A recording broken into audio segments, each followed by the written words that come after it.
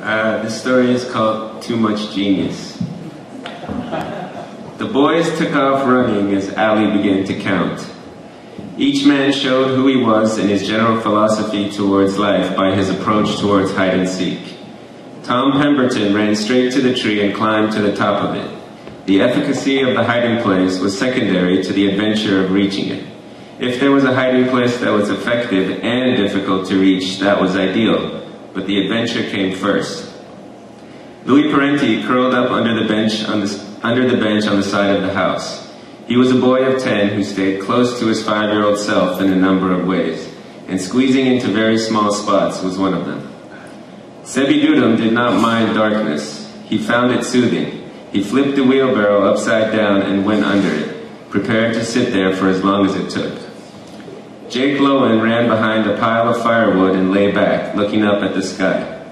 It was an obvious place to look, but it was worth it to lay back and look up at the sky for a while. His mother and father were separating, and he wanted to make his time with his friends last as long as it could. Romar Wilson ran to the front of the house. He was about to dive behind the hedges when he saw a car coming down the street that looked like his mother's car. He looked in the car and saw his mother. He turned to the house and waved goodbye to nobody. He walked casually over to the street as his mother pulled up. "Did you thank Ali's mother?" his mother said. "Yes." "We have to stop at the market before we go home." "Okay." There are moments of genius in a man's life. There are moments when he feels that all his efforts have added up to something and he has become the person he has dreamed of becoming. Who am I, Romar thought in the backseat of his mother's car. Am I a great man, or am I mean and spiteful?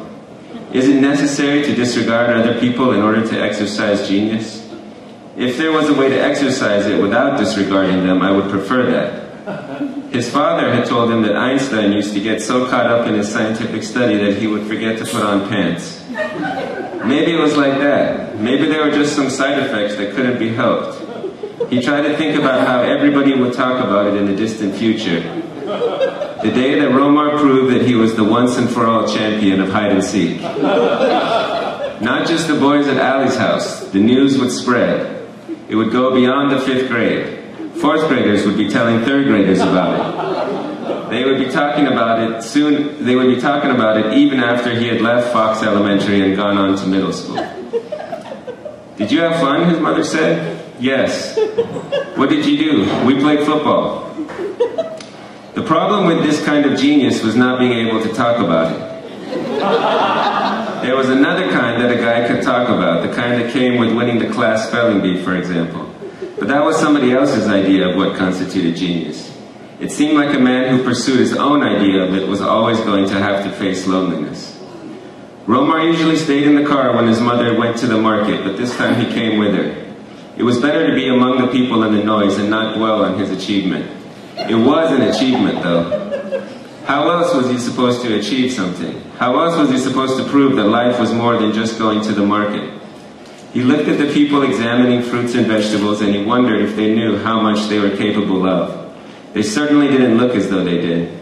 And he felt like his achievement had not just been for himself, it had been to prove to everybody that there were great things that they were capable of. It was a heavy burden for one man to have to carry, but he was used to that. At his school, where he was the only black boy in his class, there was a feeling in the classroom that weighed on him when they talked about Martin Luther King Jr. and the Civil Rights Movement. He felt like he was always expected to participate in the discussion, and sometimes he had something to say and sometimes he didn't. He looked around at the people in the market and he thought that if he had to be the one to carry the burden of genius, then he would do it. The point of hide and seek was to hide, and he had hidden all right.